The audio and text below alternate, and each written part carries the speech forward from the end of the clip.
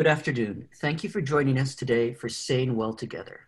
I'm Calvin Hu, Education Coordinator at Family Caregiver Alliance and your co-host.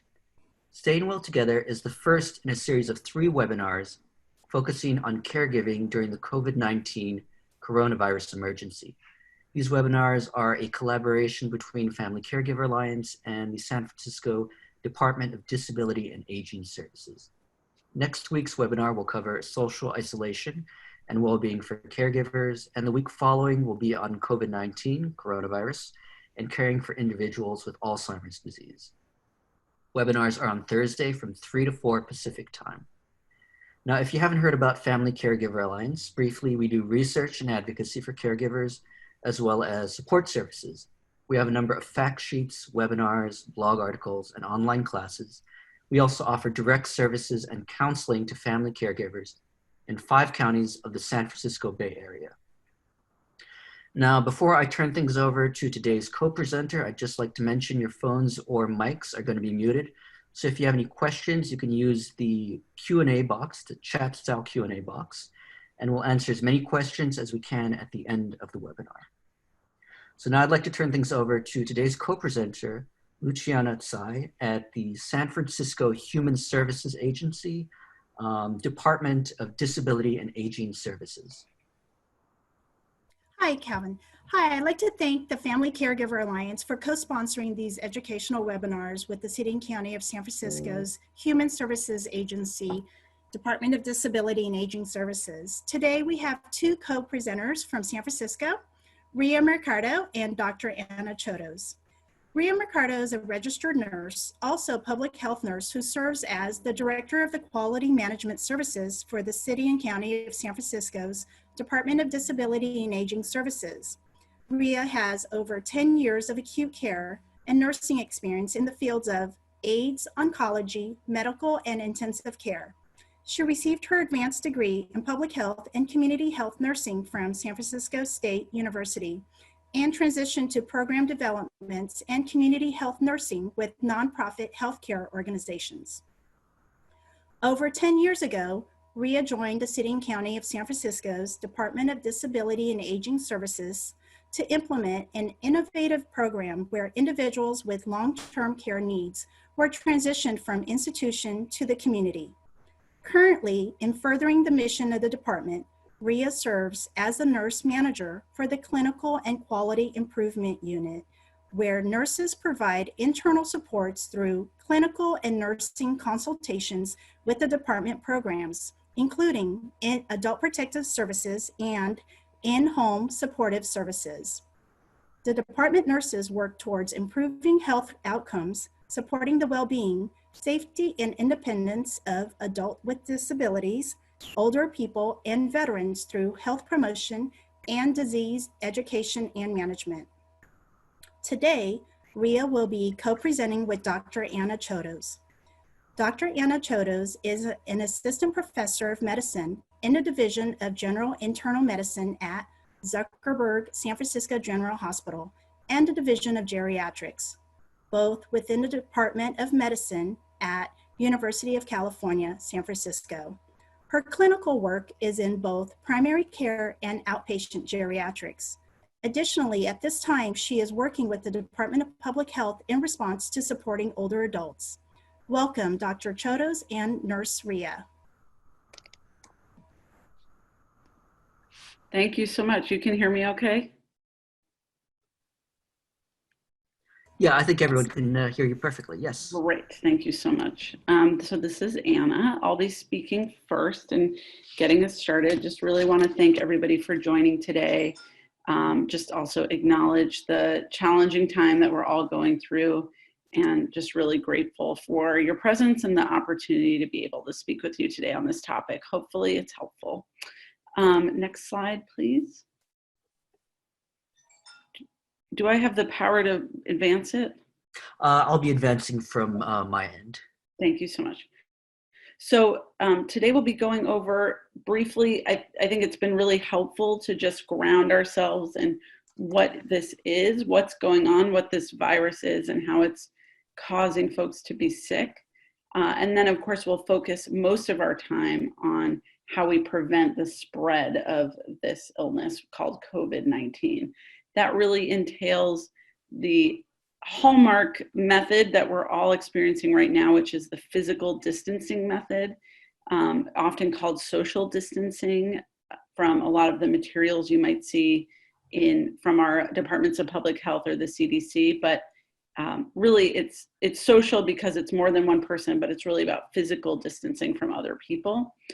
Other strategies for preventing the spread are really the isolation of infected people and then disinfection of areas that may have gotten contaminated with virus. So we're going to go over all of those in depth.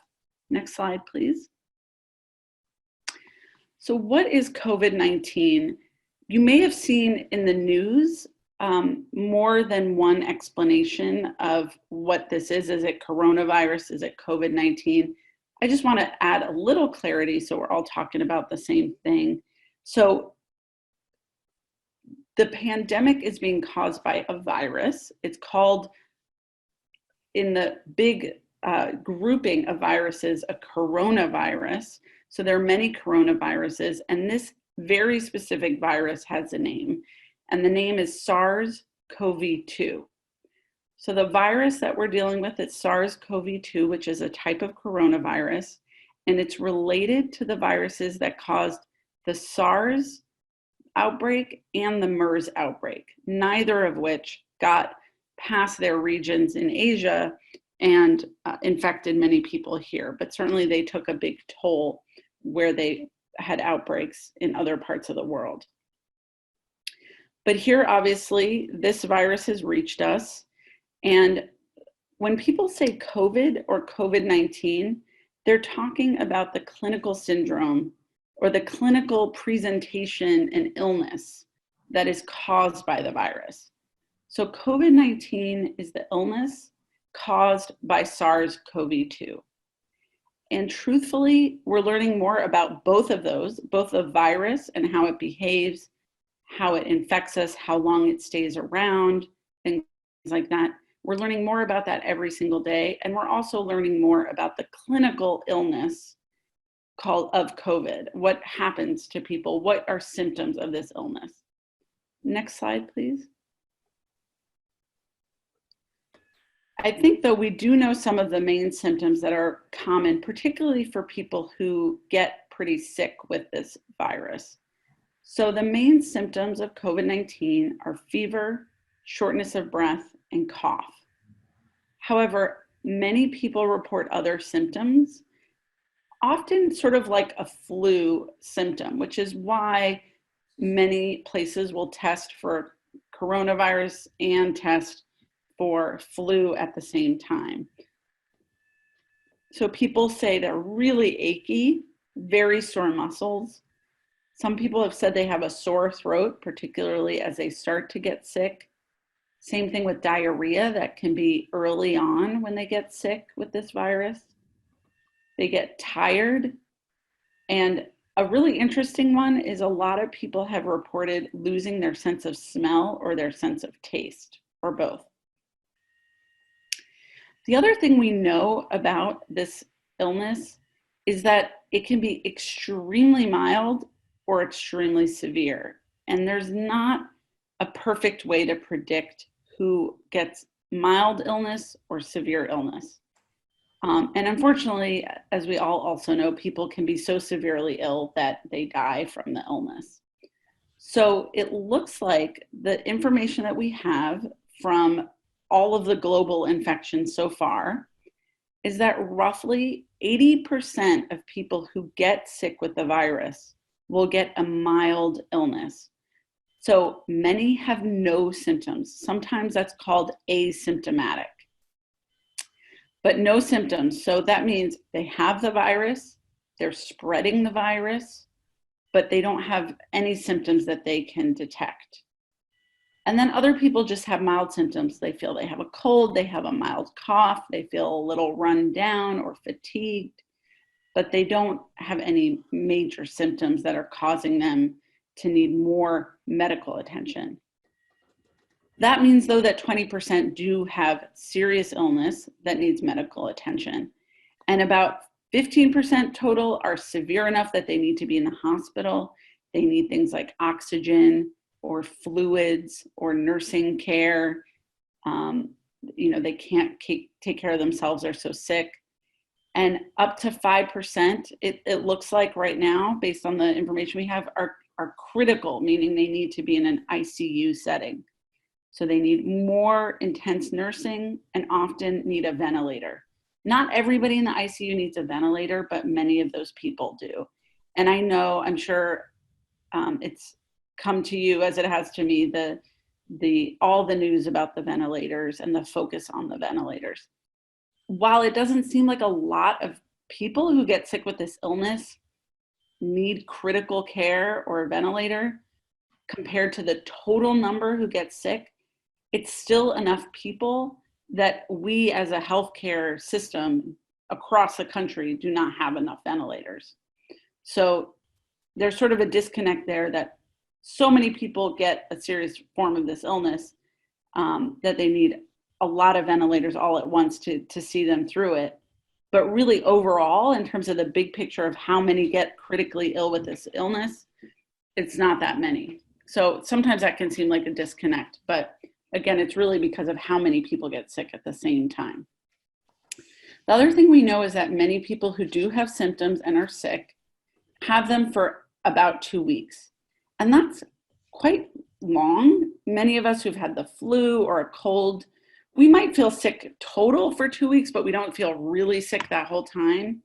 But really people have been getting sick for really a full 2 weeks with fevers, things like that, the cough, shortness of breath, and many people, for example, who end up in critical care are there for about 2 weeks. And again, just to highlight that something we're learning more and more about every day is how many people actually have this virus and are spreading it, but don't even know they're sick because they have no symptoms or such mild symptoms.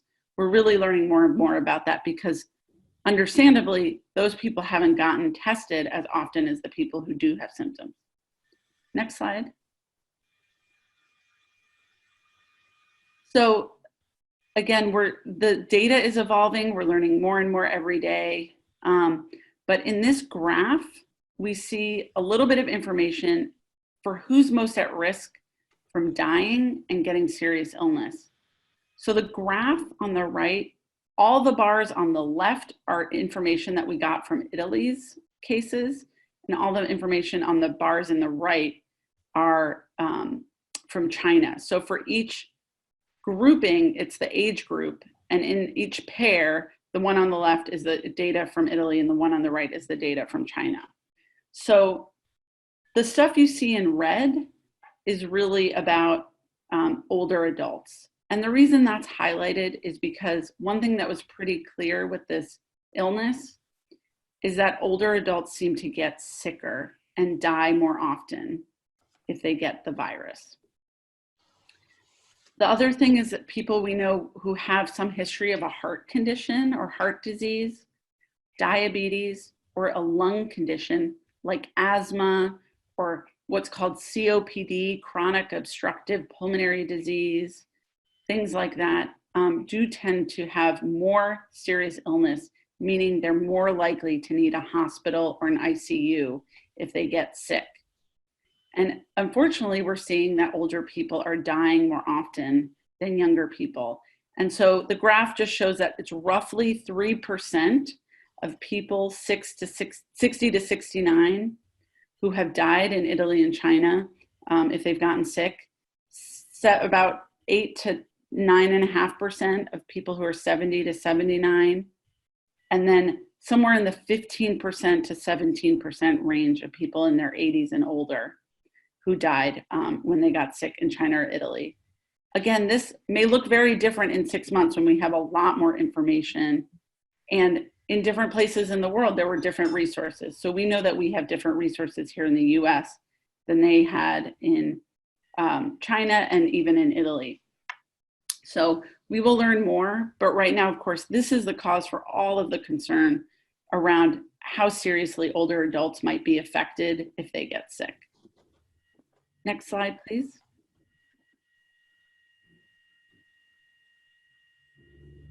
I'm gonna leave it to you, Ria. Hi. Hello, everyone, and thank you, Anna.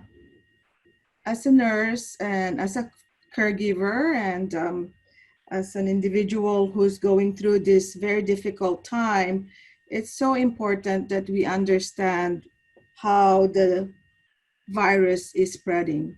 And the reason for that is the more we understand how we are exposed to it or the routes for exposure, then we also can better prepare ourselves in terms of preventing the spread. Part of what we used to hear from hospitals, and when we have family members who goes to the hospital, we always hear the universal precaution. What's happening now, over years ago, universal precaution was, it's mainly used in the hospital of using personal protective equipment, treating everything as if it's potentially infectious. It is something that we are using more and more in the community. It has now become a standard precaution because it is something that we need to do 7 days a week, 24 hours a day. It is a standard. You don't have to be a healthcare professional to do it. It's done in our school system, in our home. And standard precaution means that we are, for instance, covering our cough. When someone sneezes, we cover our cough, our sneeze, and we avoid exposure to those saliva, mucus, or sprays. In this particular virus, we added additional transmissible based precaution to reduce the transmission in the community or the spread in the community. So on 24/7, you will do your standard precaution, making sure that you take care of yourself, you get vaccinated prior to the flu season, you wash your hands, very, very important. And what has now come to our practice is now the physical distance or the social distancing, which we will talk more further about how important that is. What we added on top of this are the droplet precautions and the contact precaution. Because the virus is spread by droplets, as someone cough or sneeze, it gets aerosolized, or the saliva is out there, or the mucus. The virus particles then come in contact in someone's eyes and nose, especially if there's a distance that's close, or someone is spraying unexpectedly by an unexpected cough or a sneeze. When that saliva gets in contact with your eyes and nose or mouth, the uninfected person then will be exposed to it. So what we're adding to this, in addition to the standard precaution, are the droplet precaution and also the contact precaution. When the saliva or the secretion that contains the virus drop on the surface or hard surface and the uninfected person touch the surface or any droplets, and they then accidentally, unknowingly touch their eyes, nose, and mouth, that is a route. That is a route for infection. So what you're seeing right now in terms of preventing the infection is there's the three modes. Our standard precaution that we're doing right now regularly, and we all been exposed to this and been practicing this, but now we're seeing the practice of wearing masks, wearing gloves, and making sure that we clean the highly touched areas. And those are all related to our actions to prevent the community spread of COVID-19. Next slide.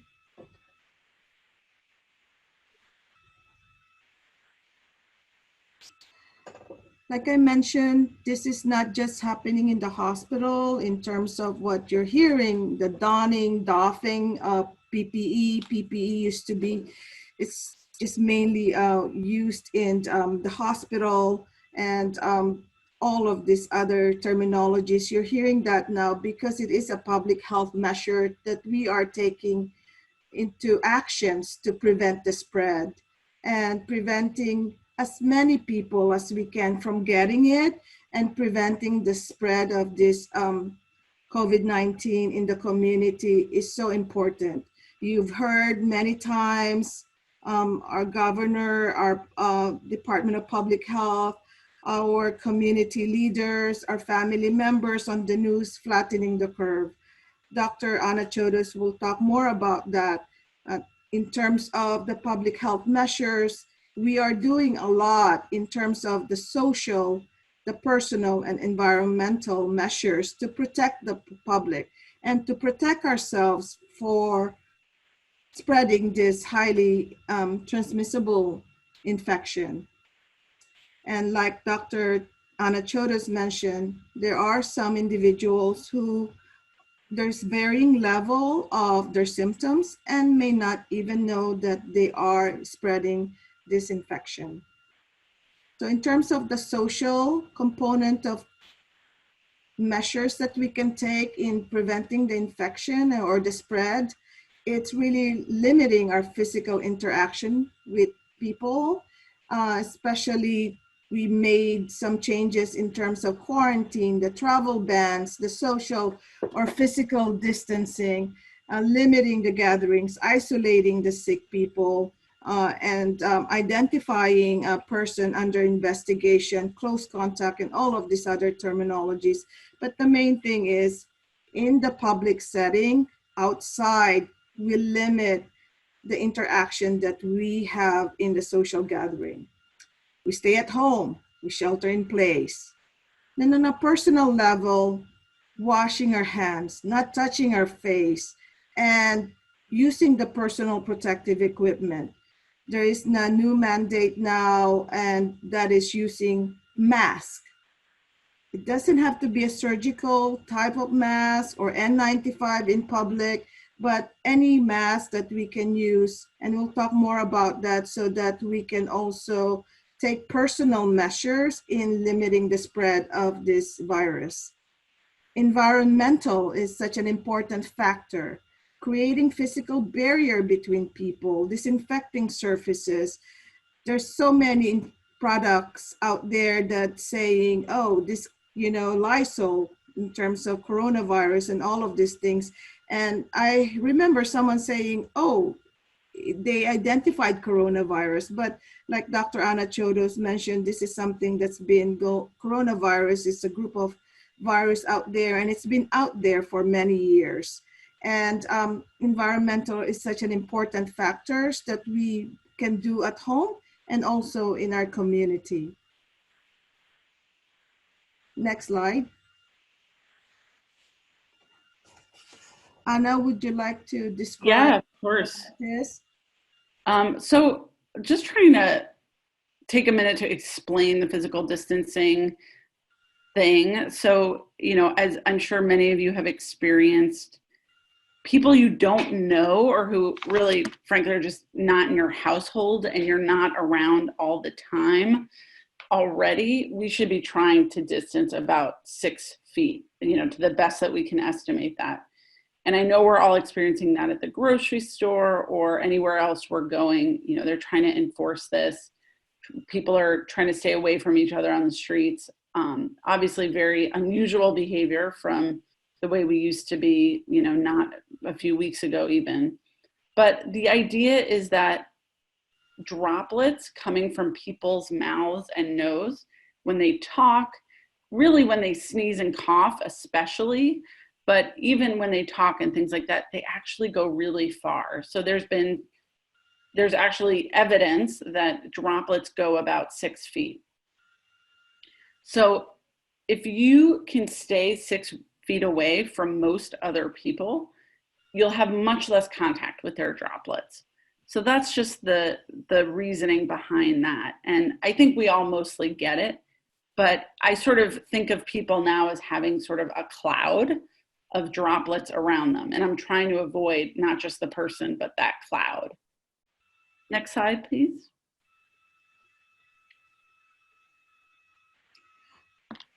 Um, so thank you, Anna. In terms of some guidance that we are providing for anyone, caregivers, family members, clients, anyone here in San Francisco, and we're hearing it statewide as well, is staying home except for essential needs. And essential needs means grocery, getting your medication, but not doing groceries every day, you know? Staying home to make sure that you need to do the essential activities that you need to carry out, including getting necessary health care. And for the most part, a lot of our medical providers are now conducting the health care visit if it's routine over telehealth, you know, so that you are not then going to clinics or hospital or in a setting where you will be exposed to a number of people. Another important thing is not having guests over during this time period. It's such a big change as well, especially for some of our clients who really need to have guests and individuals to visit them.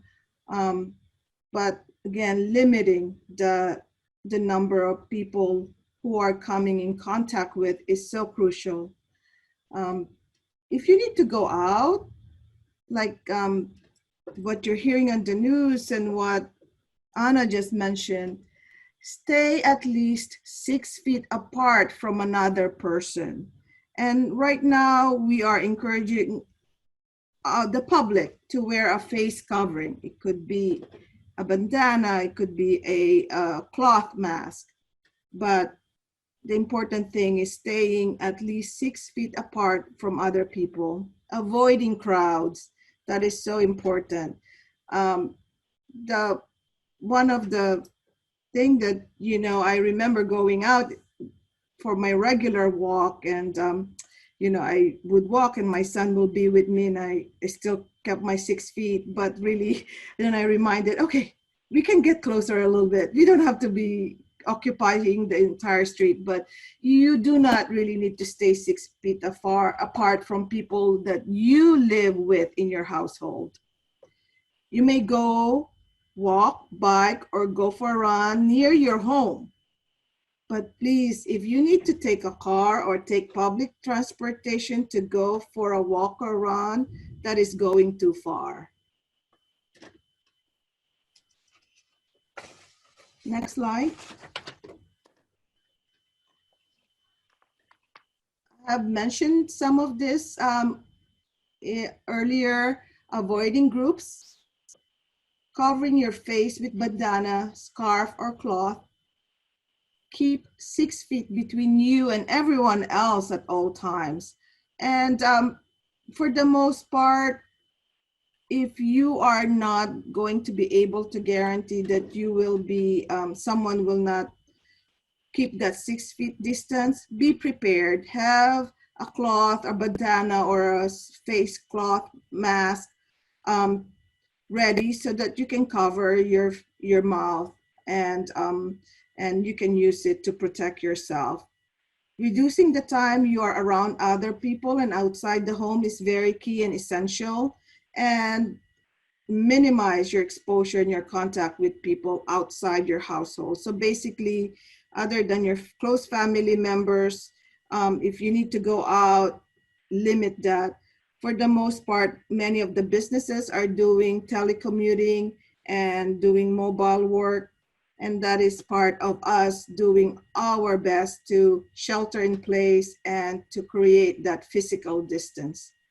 We talked about the contact precaution, and this is when you are very much aware of the surfaces, the high touch areas, and using antibacterial wipes. I will be sharing some guidelines that CDC have put out there in terms of what chemicals or agents are used or recommended in terms of cleaning your environment or your household items or high touch areas. And there are some guidelines from CDC, and we will be sharing that with you so you can at least know what are the brands out there. It's a chemical name, and then they give example of the brand name, and also there's some that give you guidance on the proper dilution, and we will share that with you. And another thing, which is we've been telling people this, especially caregivers, healthcare professional, if you have symptoms of cold or flu, you have runny nose, and it's unfortunate because right now it's hot and cold. It's, you know, it's also allergy season. It is important that you stay home. You know, if you're not feeling well, stay home, and also wear face mask when you are around people. Next slide.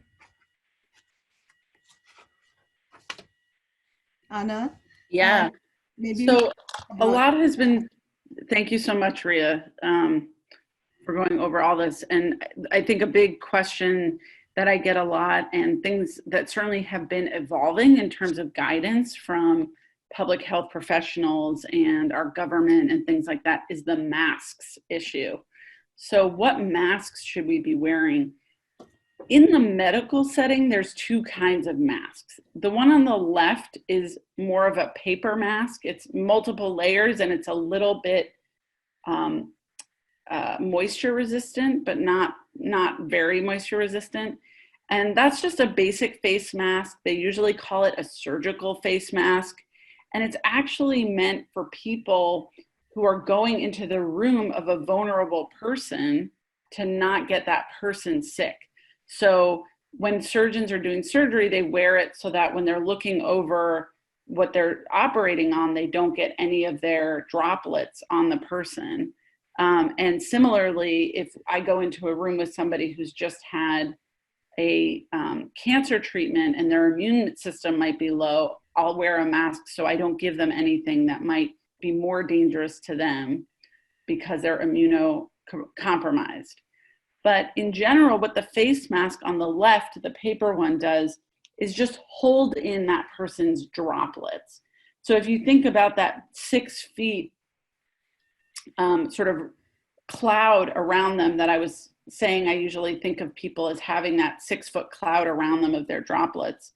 What that does is it keeps it much, much closer. It prevents them from spreading their droplets. And you can basically replicate that with a cloth mask or a face mask that is more something you could buy online or make yourself, which is some of the guidance that's been given. And I'll go over that again in a second. So that just keeps stuff in, it keeps it closer to the person. The one on the right is called a respirator or an N95 respirator. Those are really kind of special medical equipment. They're just big filters. So they fit tightly on your face. In fact, to have it work properly, you need to have been tested by a professional for a certain type of mask and know what size and what type of mask that you need to have a good fit. So it seals around the face, and then it has a really thick and sort of technical filter on the front, and it prevents anything from getting in. So in a typical time, I would wear that if I was going into the room of somebody who has tuberculosis, for example, because tuberculosis floats in the air and it's very tiny and it would get through the mask, a regular face mask, but it can't get through a respirator. And it's called an N95 because it filters about 95% of really small particles. Most people do not need that level of a filter on their face at all times. And in fact, right now in the hospital, in the clinics, we are not wearing those. We only wear those if we're working with a patient who has COVID and we're getting really close. So we're getting in their face, or we're doing a procedure, or they're coughing all over us while we're doing the procedure. And when you're that close, the particles can get airborne. They can get smaller than the wet droplets that we were talking about before. So when somebody's intubated, when they put the breathing tube in their throat, or if they need to suction or give a certain type of oxygen treatment, those virus particles can get airborne, and then you really should be wearing the N95 to protect yourself from getting it. So the one on the left really protects you from getting your droplets out into the world, and the one on the right, the respirator, prevents anything from getting into your nose and mouth, because it's just basically a really big fancy filter on your face. Anna, Next slide, please. Anna, Oh yeah. I would like to add, with the face mask, like Anna mentioned, that it is keeping the droplets inside. Part of the public health guidelines and measure that you can take is once you put on the face or cloth mask, avoid touching the portion where it's wet or in the mouth area. So once you touch that, it is now contaminated, and whatever you touch will also be spreading the potential infectious material. So avoiding the area where the mouth is, making sure you take it off properly, using the ear loop, the elastic band, and throwing that away. And with the N95, it is something that also we are in very short supply, like you're hearing on the news, and there are now some guidelines on how the use of N95 is prolonged. Next slide.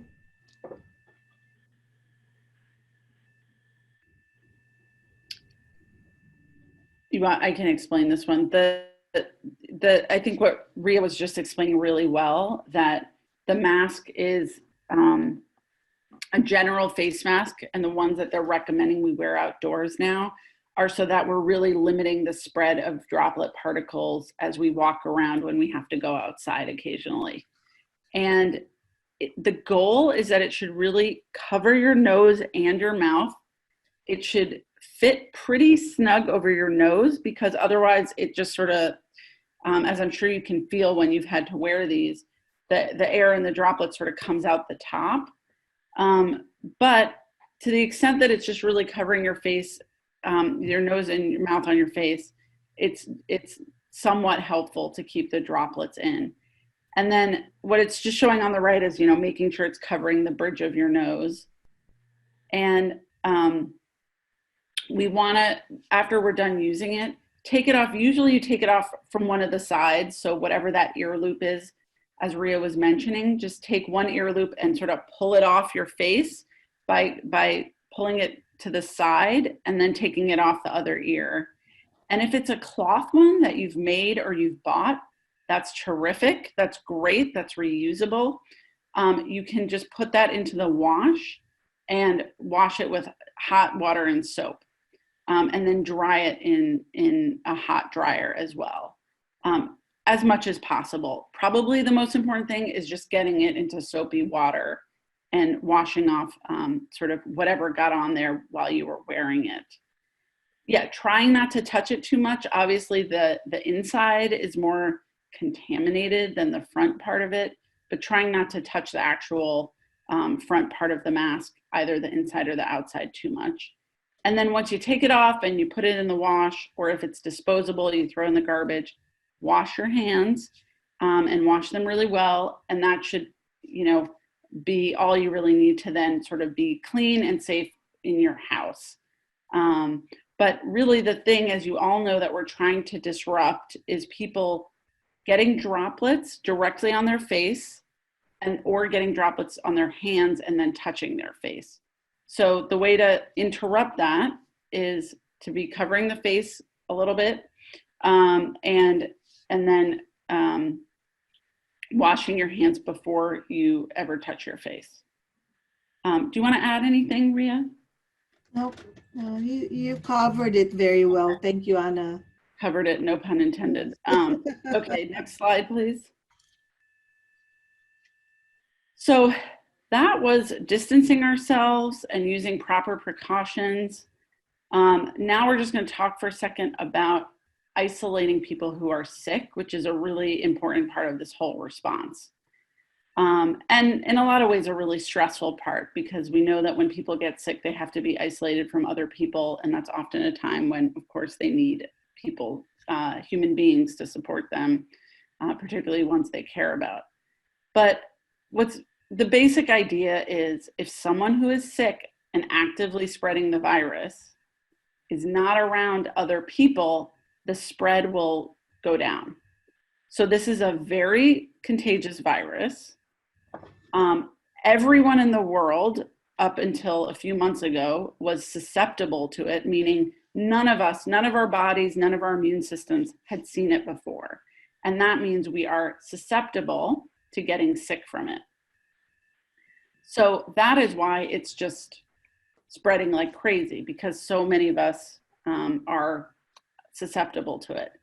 So the key thing here is, if we can get sick people once we know they're sick in a place where they cannot spread it to very many people, hopefully no one. So the only people they're coming in contact with are people wearing protective equipment and no one else, then it's very unlikely they're going to spread it any further. And then hopefully that's a way you can maybe see this thing go away, right? If the last person who has the virus doesn't come into contact with anybody else who's vulnerable to it, then it would stop. Of course, that's a huge task because we have millions of people with the virus right now. But that's why isolation is such an aggressive part of this strategy to help slow the spread. Next slide, please. But it can be tricky, especially since we know that everyone who has it is not being put in an isolation facility or a hospital or something like that. So I've worked with a lot of people now who've had to isolate at home with symptoms. And the main idea is that, again, they contact as few people as possible, or as few people get into contact with their things or within 6 feet of them. I understand that can be extremely tricky, so we'll hopefully answer some questions and talk more about it. But the basic idea is that they're in a single room. Nobody else is sharing that room. The door is usually closed. Hopefully they have their own bathroom. And that if anybody's interacting with them, that they have some protective equipment. Probably the basics are gloves, a gown of some sort, or clothes that they can take off and wash, a face mask, and eye protection. So truly protecting against this virus, it can get in your eyes, your nose, your mouth. So you want to protect your eyes as well. Having the person wear a face mask is actually really helpful if they have to leave the room. So we've had a lot of folks who live in one room, but they have roommates and they share a kitchen. So if that person has to leave even briefly, that they wear a mask, because then their droplets are contained, more contained, and less likely to spread to others. And if somebody just needs to come in to provide care, bring them a glass of water, help them get to the bathroom, as I'm sure many of you are in that role, having the person with the symptoms wear a mask while that person is around, again, to contain more of the droplets. If you do wear a mask, gloves, eye protection, anything like that, none of this is considered biohazard. It can go into the regular trash as long as somebody's not going to go through it and touch it. And the virus will die there on the material. Or if it's a reusable item, like a reusable mask or reusable gown, you can wash it. Frequently sanitizing surfaces. So again, when people have had to share a bathroom or a kitchen, which is not ideal, but is the world we live in, of course, frequently sanitizing. So using appropriate bleach solution or a disinfectant to that says like kills 99% of viruses and bacteria, that sort of thing. That's the kind of thing you want to clean all the surfaces that someone might use or touch. So doorknobs, light switches, tabletops, chairs, utensils, things like that. And just briefly, we have, I know you'll all have access to this presentation, but here in San Francisco, we have the Communicable Disease Control Branch, and they have a ton of information about what you can do if you're caring for somebody or living with somebody who has symptoms and how to sanitize and isolate. Next slide, please. Rita, you want to talk about Yeah. this? In terms of the disinfection, it's really making sure that the high touch surfaces, it's cleaned and disinfected to make sure that droplets from someone who is sick is no longer there and you're removing it. The cleaning and disinfecting chemicals, there are a number of supplies out there, and the main thing that you should be using is really soap and water.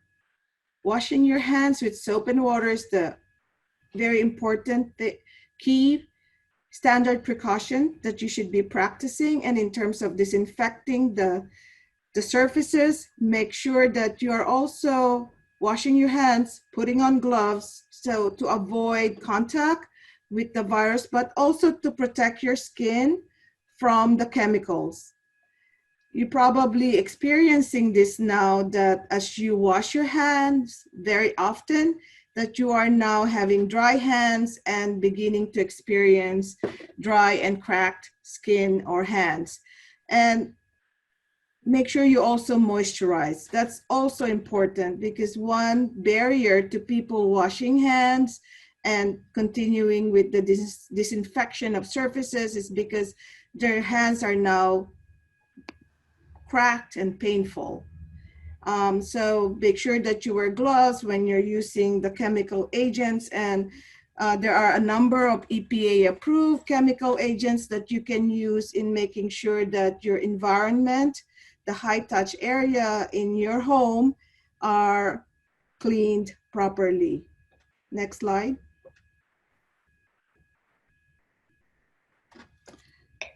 We talked about this, and just to really highlight the phone.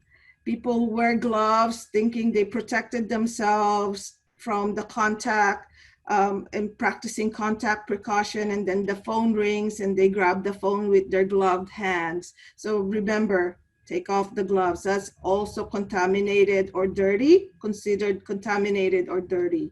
So phone is very important. Clean your phones often. The rest, table, countertops, that is something very important. A lot of the grocery stores are also helping and also practicing contact precaution, as well as social or physical distancing, but they're now also cleaning handles or grocery carts before they give that to you. And those are also important factors to consider so we can all prevent the spread of this infection.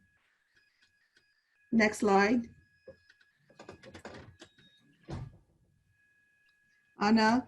Yes. Yes. You know, this is just, Obvious. I just want to take a minute and say, you know, obviously a big question that's increasing in how often we're getting asked is, you know, what can we reasonably expect for the future? I think people are understandably stir crazy at this point. The reality is it's uncertain. Obviously, every day we see different predictions about where we are in the surge, or, you know, in terms of, are we starting to control this or not? I think certainly we've had some evidence in San Francisco County that our curve is not as sharp as it has been in some other places, meaning we probably have made headway by all of our physical distancing and stay-at-home orders. So every day that works, every day that we slow the spread actually changes the future. So our future is dependent on the present, which perhaps is somewhat obvious, but I think we are in the process of actively seeing the impact of what we're doing and the changes that we've made to how we're interacting in society. So we will learn a lot. You know, these stay-at-home orders that are in place at least until May 3rd will certainly mean that we know a lot more about what is left to contain, how much virus is there in the community.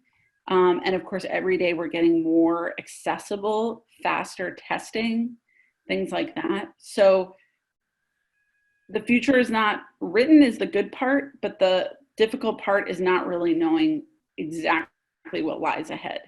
So there's just simply, when will restrictions ease up? I don't know that we know. But every day that we do a better job of controlling this virus means that we are closer. The only thing that is challenging is not knowing how our fate is tied with others. So if we do a really good job and we have fewer infected people, it means there's less spread every day and that containing it is easier. And then once we loosen up restrictions and people go back to interacting again, we're going to see little outbreaks, but they'll be easier to contain. And of course, we'll have more experience quickly containing them, getting tests out, things like that. I think we can imagine that that will be the focus in the future once things sort of start to open up again. But what we don't know is how neighboring counties, neighboring states will be doing. And if they have a ton of virus, obviously it'll be a lot, and a ton of sick people, it'll be a lot easier for them to come in and start new outbreaks here. So our fate is also somewhat tied to other counties and other states. But I think we do know that it will be a while longer before things really loosen up, hopefully when this stay-at-home order ends, but not likely. And we will have to see how others do as well and how they're able to contain it. And the other really somewhat optimistic thing I would say is that we certainly are seeing an explosion of studies in medications, things that might help make dealing with the illness easier, ways to treat it that blunt how severe people get in terms of, the thing that's really killing people, which are the pneumonias that people are getting, the lung complications. So I think there is uncertainty, but there's also within that uncertainty hope.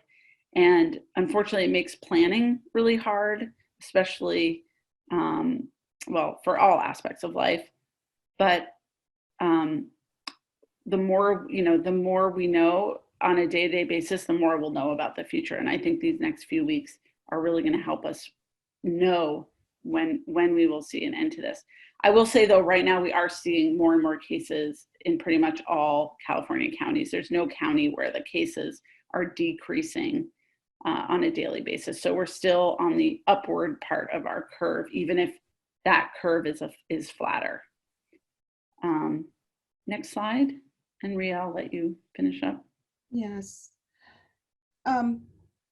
Even though the future is uncertain right now, I would say that here in San Francisco, we have been really working in recognizing how hard it is for our residents, older adults, adults with functional access needs, caregivers, family members, to go through this COVID-19 pandemic, as well as going through shelter in place.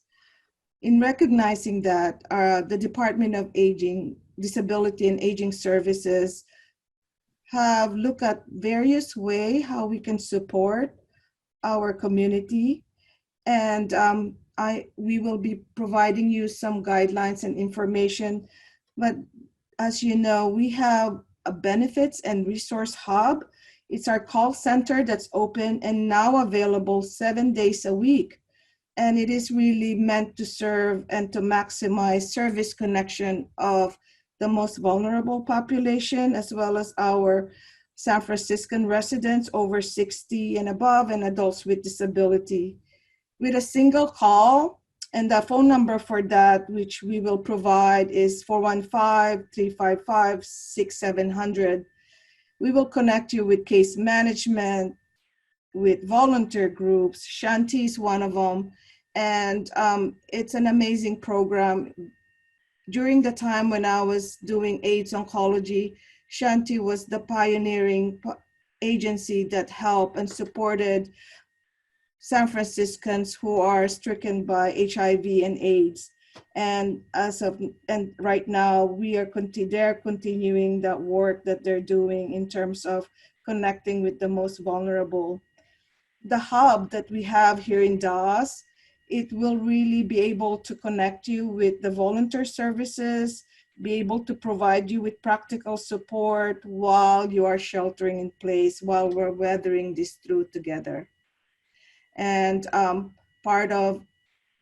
big part of the title that we have is staying well together, because as we weather through this difficult time with you, the caregivers, family members, our clients, that we want to stay well together.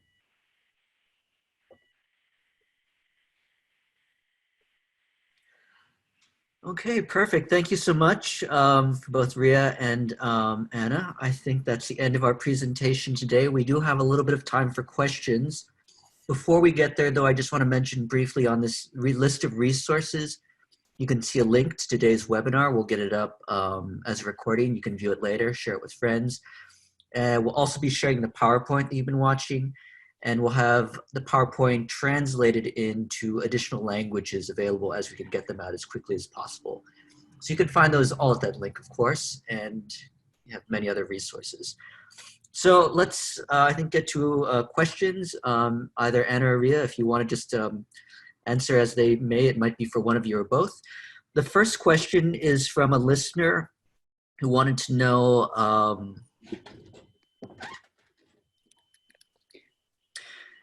if there, is it possible to develop antibodies to this COVID-19? And if that's the case, would you be immune afterwards? That's a huge question. It's a very good question. Yes, definitely people are forming antibodies. So for example, they are taking serum from people who have recovered and trying to harvest some of those antibodies as a treatment to people who are seriously ill to help them fight the infection.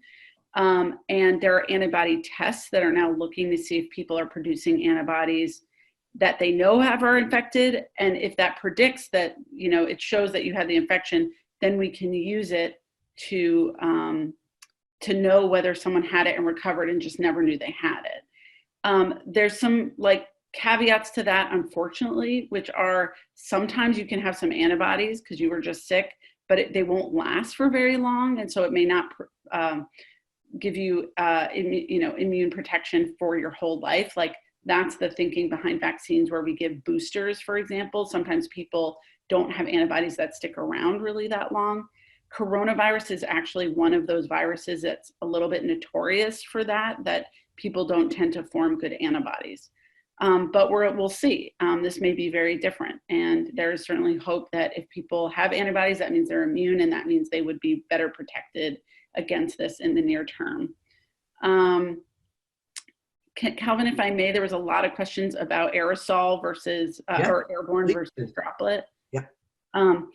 So it's not that this virus is not occasionally transmitted through aerosolized or airborne level particles, which just means such tiny particles that it's floating in the air. But the main way this is being transmitted is droplet. It's usually coming out of people in droplet form because it's a very sort of wet disease. People have cough and phlegm and all of that. So for the most part, that's why people don't need airborne level protection. And that an airborne level protection is a N95 mask to protect yourself from getting it from somebody else. We need droplet level precaution, which is just staying 6 feet away and asking everybody to cover their mouths, which is really protecting the more droplets from getting out and around people. So just to say, the times it's getting aerosolized are when people are in a healthcare setting for the most part, and either being suctioned or giving a breathing treatment, or there's air pressure being pushed into their lungs, and it just pushes particles out, almost like putting your olive oil in a spray bottle, for cooking. It's just a different level of pressure behind the viral particles that makes it airborne for a short period of time. So that's why they're mostly saying in healthcare settings, when you're doing those things, you need the airborne protection, which is the respirator, the N95. For folks like me, when I'm in the clinic and people might be coughing, I'm still just wearing a regular face mask. So it's not that the virus is never airborne. It's just typically, it's almost always, especially in the community, in droplet, not airborne. And there was another good question about just ears, like if it could get in through the ears. So the virus connects, or it sort of attaches to cells in our, what are called our mucosa. And the mucosa are in your eyes, your nose, and your mouth. They're not in your ears. So thankfully, we don't have to worry too much about ear protection. The main reason you'll see healthcare providers wearing like hair nets or covering their head is because there's so many droplets that it gets in the hair, and then they can touch their hair, and then they can touch their face.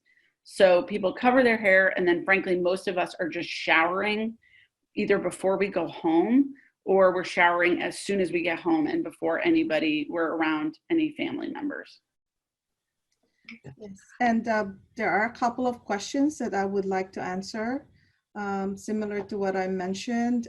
Definitely with the people you live with, family members. So belong in the same household, you're sleeping with them. It's in terms of the way to set up, you're living with your mother, your brother, your son.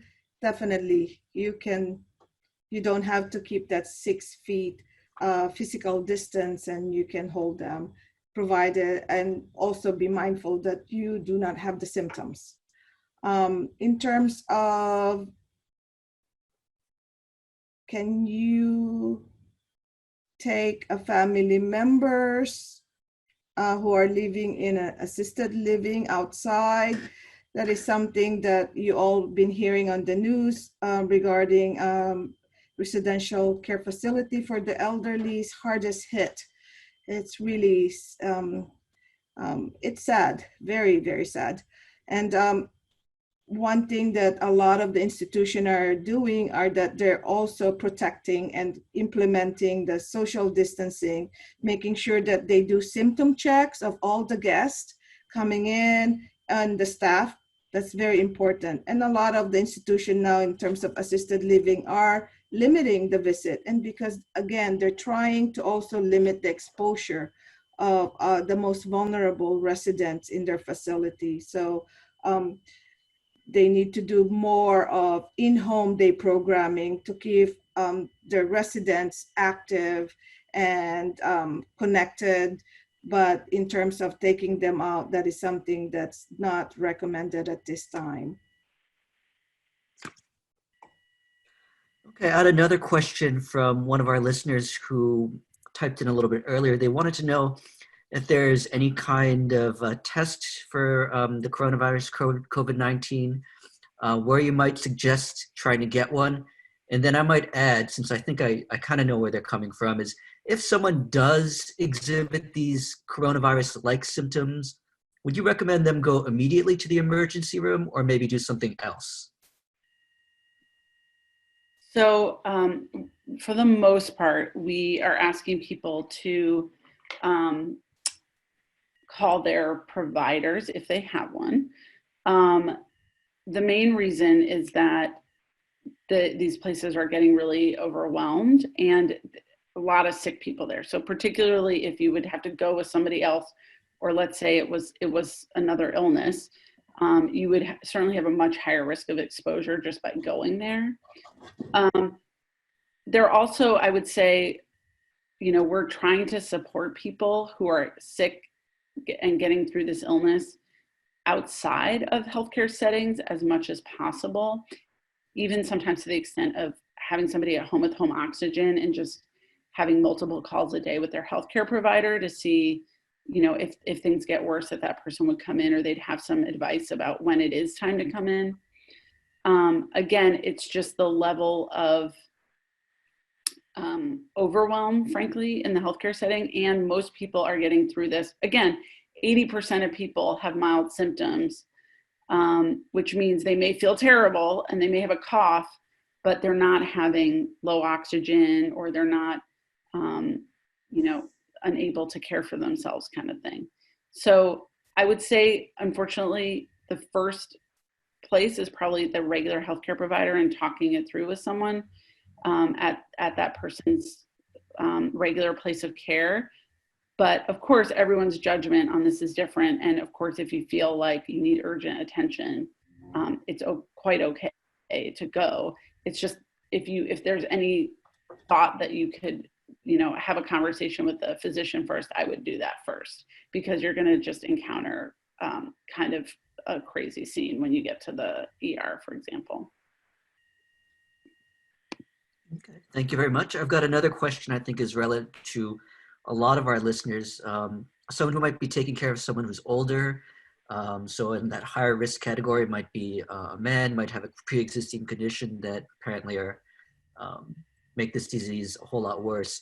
Should they take any special precautions when, say we're in an intergenerational family, you have a Gen Xer taking care of their parent who might be a boomer?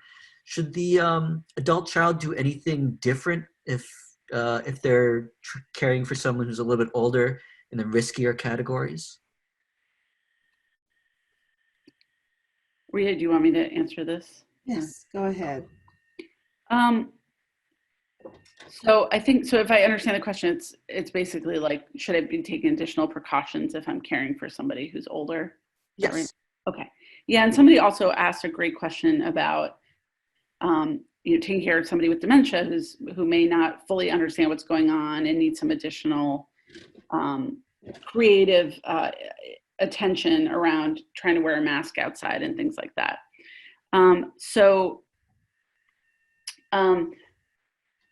Yes, I think, unfortunately, for most of us, the scariest scenario is that our older relatives get sick from this because they're just simply more likely to have a more serious course of the illness.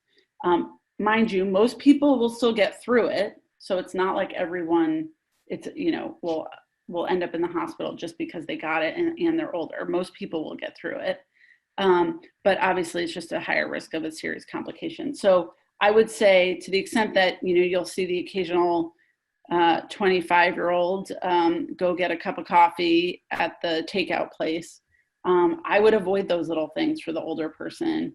Whoever is the healthiest person in the household should be the one going to the grocery store, things like that. So, and for all of us, those moments where we are interacting with the bigger community. So I've had to go to CVS a few times. I've done a couple of the grocery shopping trips. My partner's done a couple of the grocery shopping trips. Those moments are the ones when we come home and we, take extra precautions around wiping off our shoes, wiping off our, keys, wiping off the doorknob, washing our hands really well, things like that. Some people are sanitizing their food if they can wipe off the outside of the bags, which is fine. Not 100% necessary, but those are the moments where you just want to take extra precaution. And then the other times when you're basically in your cocoon and you're not interacting with other people, even if you go out for a walk for a little while and then come back, that should be fine. You don't need to treat that like, community encounter event. It's more when we're going to Costco, when we're making a trip to a place where a lot of people are going. If you're going to open air areas, it's fine. You don't need to come home and re-sanitize everything. So mostly you're in your bubble, that's fine. You don't need to take a really big, continue to disinfect everything. It's only when I think you sort of have that outside contact and then come home, I would consider sanitizing things that your hands are constantly touching. And for us, we just wipe down our shoes and things like that. I think if people, are with people who have dementia and really need that walk, it's really hard to constantly figure creative ways to keep people inside. And it's relatively safe to take a walk because it's not a very populated area. Great, go take the walk. And if that person cannot tolerate a face mask, you can try any sort of creative thing let's wear scarves around our face, or let's wear these neck coverings and put those over our mouth. If any of that works, great. And if not, don't worry too much about it. Again, the principle there is actually that you're covering up that person's droplets from getting out into the world, not the other way around. For the most part, it's not protecting them from other people. The thing that really protects them from other people is just avoiding other people and avoiding their droplets. So if you can't get somebody with dementia to really understand why they need to wear a mask, and it really aggravates them or makes them upset, then it's okay. You don't need to push the issue, but just try to avoid other people. That's correct. And I would like to add, as caregivers, we want to make sure that we do our checks every day before we spend time with our loved ones or our clients that we're taking care of. Make sure that you're taking care of yourself, you're staying healthy, you do not have any symptoms of cold, coughs, or have a fever. Those are important to always check every day before you go out, and just limiting your exposure to activities that could allow you or give you more opportunity to get exposed to that cloud of spray is very crucial. When you do go out and you are the one who's really out, because our clients or our family members mostly staying home, we are the one bringing likely the infectious or the infection. So hand washing, very important before we do anything else with soap and water, and wearing face masks. If our loved ones or clients cannot handle the scarves, as long as you're wearing it while you're around um, our client, that's also important because you're the one who's trying to keep the transmission from happening, and you're protecting the client from being exposed to you. And that's also very important. Wearing the mask around our elders or our clients is important. Thank you so much. We are actually a little bit over time, but I was wondering if I could just ask one more question because I think it's a good one. It's one listener who wanted to know if there are any good resources you could recommend for children in terms of understanding what's going on, practicing the good hand washing techniques, and just understanding why all the adults are acting in kind of an unusual way.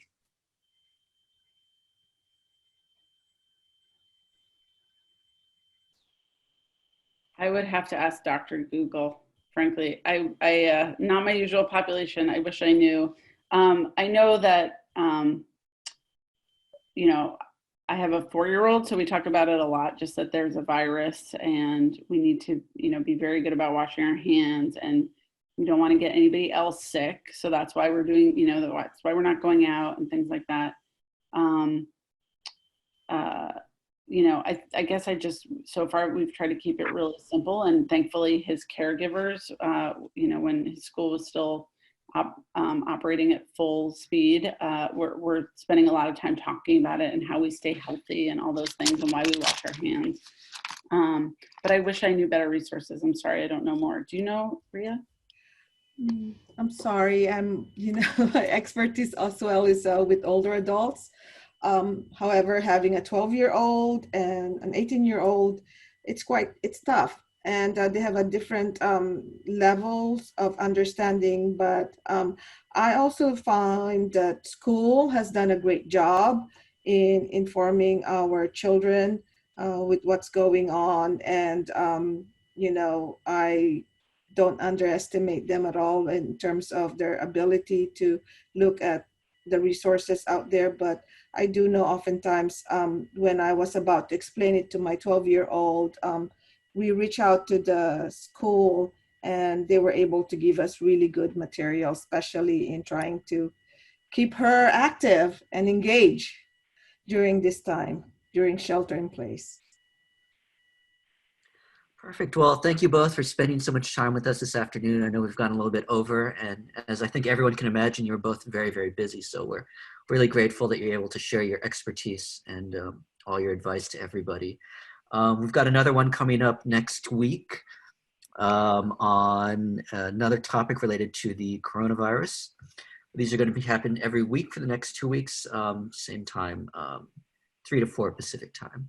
So I'd like to again thank Ana Chodos and Ria Mercado, and also my co-presenter Lucia Tsai from the San Francisco Department of Disability and Aging Services, and hope you all have a great afternoon or evening, and everyone can stay safe. Thank you. Thank you so much. Thank you for the really good questions. Thank you, everybody. And thanks for this opportunity to the Caregiver Alliance, Family Caregiver Alliance. Thank you so much. Thank you. Okay, thank you everyone, and have a fantastic day.